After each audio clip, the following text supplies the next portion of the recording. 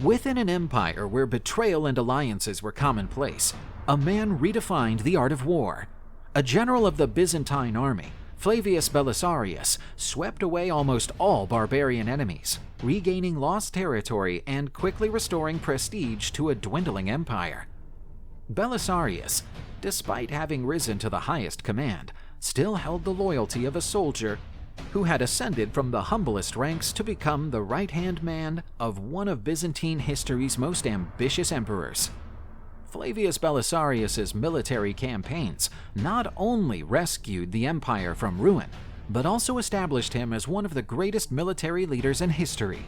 This video shows how a common soldier became one of Byzantium's greatest generals. Flavius Belisarius was born around 505 AD in a small town belonging to the province of Thrace, at that time part of the Byzantine Empire, and today belonging to the Bulgarian territory. Thrace was a border area, and in these regions, naturally more exposed and vulnerable to raids. Militarism and defense were a matter of daily survival. In this city, from an early age, Belisarius displayed a natural penchant for combat and leadership. He was already well known for his bravery and intelligence, qualities that would help him quickly rise through the Byzantine army ranks. The Byzantine Empire followed on from the Roman Empire, only to the east. The latter was split into the Western Roman Empire, whose capital was Rome, and the Eastern Roman Empire, the capital of which was Constantinople, which lasted even after the fall of the Western Roman Empire in 476 AD. It existed for over 1,000 years, until the fall of Constantinople in 1453 AD. Belisarius started his military career as a guard for Emperor Justin I, the uncle of Justinian.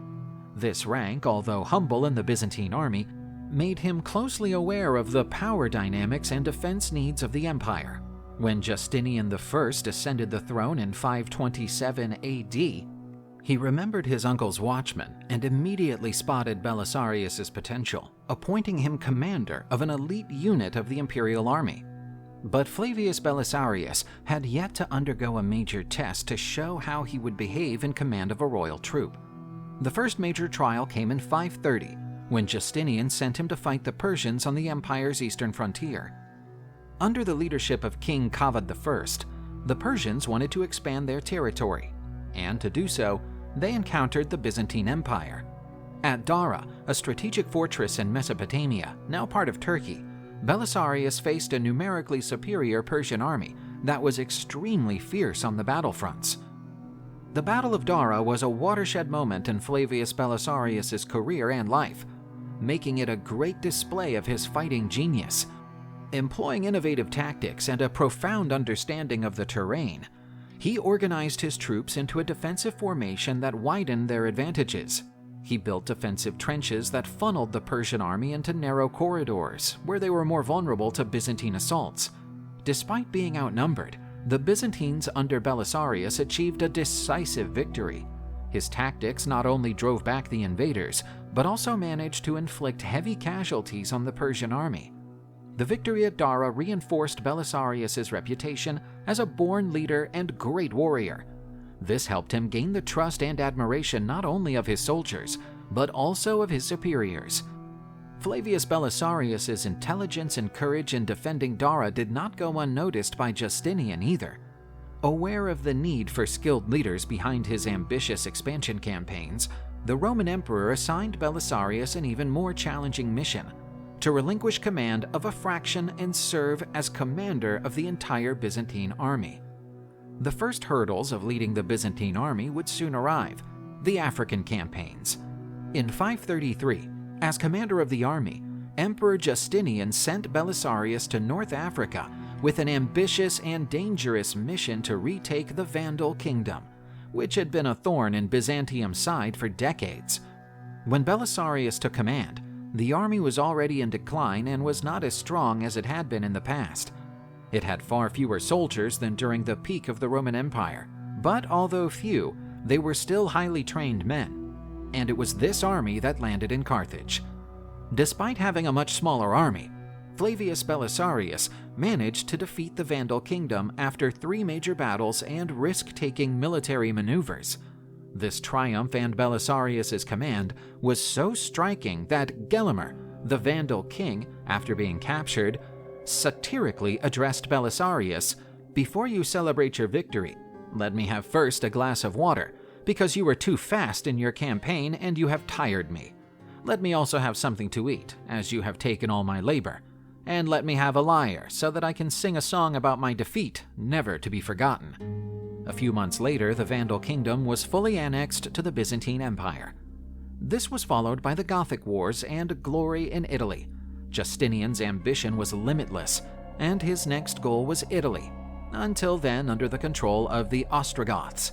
In 535, Flavius Belisarius was entrusted with the grueling mission of reconquering Rome and restoring the former territory of the Western Roman Empire. The Italian campaign was far from easy, and was the most challenging and protracted of Belisarius's career. He had to face not only a brave enemy in combat, but also the strain of a drawn-out campaign and the logistical difficulties of conducting military operations in such a vast territory, far from his base. Rome was more or less 2,226 kilometers away from Constantinople, the capital of the Byzantine Empire. Belisarius landed on Italian territory in Sicily and quickly captured the island, establishing a foothold. It was the first step to achieving his objectives. He then marched into southern Italy, conquering Naples after a grueling 20-day siege. With each passing day, Belisarius moved closer to his next target, the city of Rome. It fell to him in December 536, after another dramatic and stressful siege. Recapturing Rome was a significant milestone in history, as the city had tremendous symbolic value. Keeping control of it, however, would be an even greater challenge.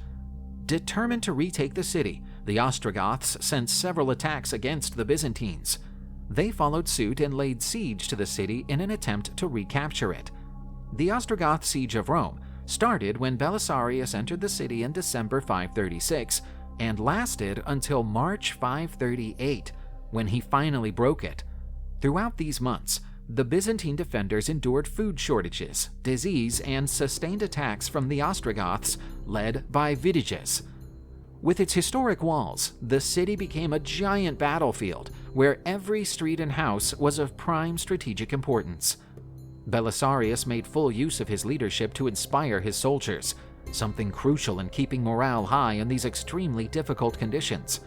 One of Belisarius's most spectacular military maneuvers during the Ostrogoth siege was the use of small mobile troop units to attack the enemy camps outside the walls, cutting off their supply lines and sapping their morale, as the Byzantine attacks only took place in the early hours of the morning. These special operations forced the Ostrogoths to reassess their strategies and eventually abandon the siege. The successful defense of Rome not only solidified Flavius Belisarius's reputation as one of the greatest generals in Byzantine history, but also set a turning point in the Italian campaign. The victory dealt a blow to the Ostrogoths and proved that the Byzantine Empire, led by Justinian and commanders like Belisarius, still retained the ability to reinstate the glory of the ancient Western Roman Empire. But to really reinstate it, Justinian ordered General Belisarius to lead his troops on a hunt for the Ostrogoths in Italian territory. The next target now had to be Ravenna, the capital of the Ostrogoth Empire. Belisarius marched at the head of his troops against Ravenna in 540. He realized that, to avoid many casualties in his army, the best way out would be to besiege the city. And so he did again. His strategy was to display strength so that he would not have to use it. The capital of the Ostrogoths was besieged for almost 3 months, until Vitiges, its king at the time, under pressure and facing the prospect of a long siege, decided to negotiate. He sent for Flavius Belisarius and offered the crown of the whole empire to Belisarius, expecting the Byzantine general to rebel against Justinian and become the new ruler of Italy. He accepted the offer to buy time and gain entry to the city. In May 540, he went around Vitiges, marched against the city, and Ravenna surrendered to Belisarius. Once inside Ravenna, he assured the population that there would be no reprisals. After the surrender, Vitiges was arrested and taken to Constantinople. Emperor Justinian welcomed Vitiges with honor, bestowed upon him the title of patrician, and the Ostrogoth king lived out the rest of his life in relative safety in the Byzantine capital. But the brilliant career of Flavius Belisarius was not only one of glory and victory. He also encountered treachery and intrigue within the Byzantine court itself, and from someone he could never have imagined. Jealous of his general's accomplishments, Justinian grew suspicious of Belisarius, and on several occasions called him back to Constantinople under questionable grounds. In 541, Belisarius was charged with conspiracy against the empire and was provisionally relieved of his command. Yet, despite the unfairness, he remained loyal to his emperor, and soon Belisarius was reinstated in the army to defend Constantinople against a Hun invasion. But his loyalty was for nothing. Belisarius was again accused of conspiracy in 562 and jailed. Even though he was released the following year, he never managed to regain his former influential position, and his prestige faded. He also never managed to return to the battlefields, something he loved doing the most. Flavius Belisarius died in 565, impoverished and abandoned by those he had championed the most. A French painter portrayed his last days in the painting Belisarius Begging for Alms, a notable example of what his end may have been like. If you have enjoyed learning more about the history of this Byzantine general, please like this video and subscribe to our channel. See you in the next one!